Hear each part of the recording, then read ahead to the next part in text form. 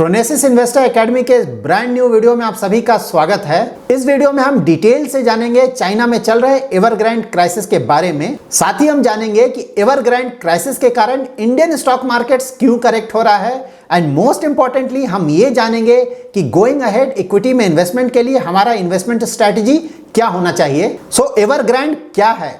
एवरग्रांड China का second largest real estate developer है और रियल एस्टेट डेवलपमेंट के अलावा इस कंपनी ने सिग्निफिकेंट इन्वेस्टमेंट किया है इलेक्ट्रिकल व्हीकल्स में भी।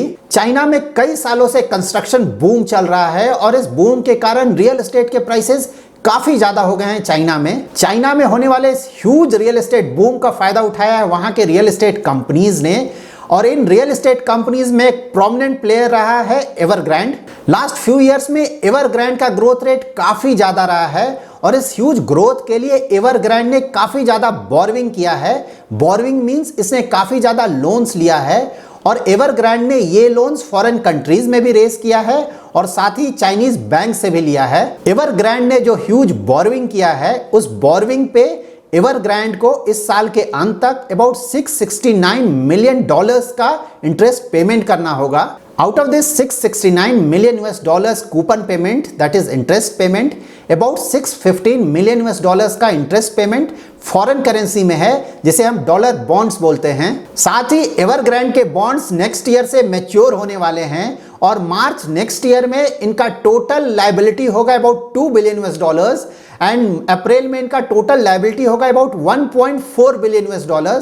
सो ओवरऑल इस कंपनी का लायबिलिटी काफी ज्यादा है। करेंटली एवरग्रांड लिक्विडिटी क्रंच के प्रॉब्लम से गुजर रहा है। दैट मींस इस कंपनी को किसी भी तरह का कूपन पेमेंट या प्रिंसिपल पेमेंट करने में प्रॉब्लम होगा और अगर एवरग्रांड अपने इंटरेस्ट पेमेंट या प्रिंसिपल पेमेंट में किसी भी तरह का डिफॉल्ट करता है तो उसका बहुत नेगेटिव असर पड़ेगा चाइना के कंस्ट्रक्शन सेक्टर पे और साथ ही वहां के बैंक्स पे जिन्होंने इस कंपनी को लोन दिया है। Now most important question that is क्या चाइनीज गवर्नमेंट इस कंपनी को डिफॉल्ट करने देगी?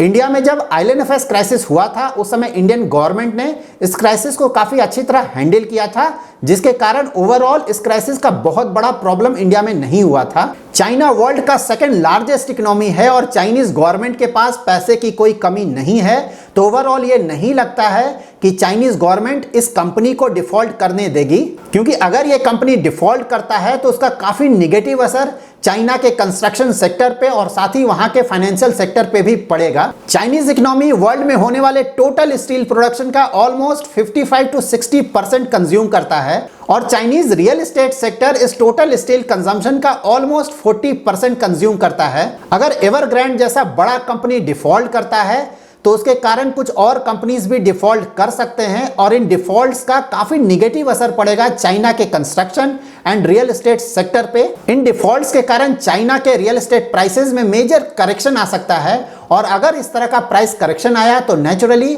चाइना में जो कंस्ट्रक्शन बूम चल रहा है वो बूम काफी हद तक कम हो जाएगा और अगर चाइना के कंस्ट्रक्शन सेक्टर में कमी आता है तो उसके कारण स्टील का ग्लोबल डिमांड काफी कम हो जाएगा और उसके कारण स्टील के जो प्राइसेस हैं वो काफी कम हो जाएंगे और अगर आयरन ओर और स्टील के ग्लोबल प्राइसेस कम होते हैं तो नेचुरली उसका नेगेटिव असर इंडिया के मेटल सेक्टर के कंपनीज पे भी पड़ेगा। लो प्राइसेस के कारण इंडियन मेटल सेक्टर की जो कंपनीज हैं स्पेशली वो कंपनीज जो कि आयरन ओर या फिर स्टील से रिलेटेड हैं उनका ओवरऑल प्रॉफिटेबिलिटी कम हो जाएगा। So because of this problem currently हमें मेटल सेक्टर के स्टॉक्स को अवॉइड करना चाहिए। साथ ही अगर चाइना में कोई मेजर प्रॉब्लम होता है तो चाइनीज गवर्नमेंट अपने एक्सपोर्ट को बढ़ाने के लिए अपने करेंसी दैट इज युआन को डिप्रिसिएट करेगी। युआन के डिप्रिसिएशन के कारण चाइनीज गुड्स ग्लोबल मार्केट्स में काफी ज्यादा कॉम्पिटिटिव हो जाएंगे और जो भी Indian companies in Chinese good companies के साथ कंपीट कर रहे हैं ग्लोबल एक्सपोर्ट्स के लिए नेचुरली उन इंडियन कंपनीज के लिए ये अच्छी खबर नहीं है। तो अगर युआन डिप्रिसिएट करता है तो उसका नेगेटिव असर पड़ेगा इंडिया की टेक्सटाइल,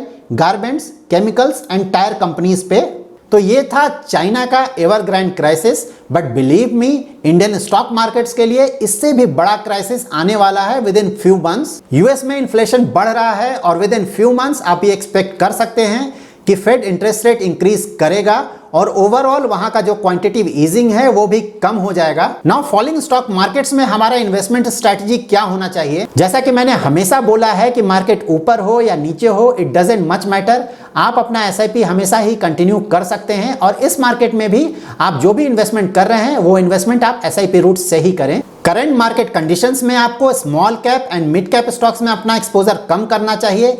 अगर आपको अभी एक्सपोजर बढ़ाना है तो आप अपना एक्सपोजर लार्ज कैप स्टॉक्स में बढ़ा सकते हैं। साथ ही sectors like metals and chemicals में भी अपना एक्सपोजर कम करना चाहिए। एंड ऑफ कोर्स अभी भी आप लमसम इन्वेस्टमेंट्स अवॉइड करें। So that's it in this video. अगर आपको ये वीडियो पसंद आया है तो जरूर लाइक एंड शेयर करें और अगर अभी तक आपने हमारा YouTube चैनल सब्सक्राइब नहीं किया है तो जरूर सब्सक्राइब करें। Thanks lot for watching.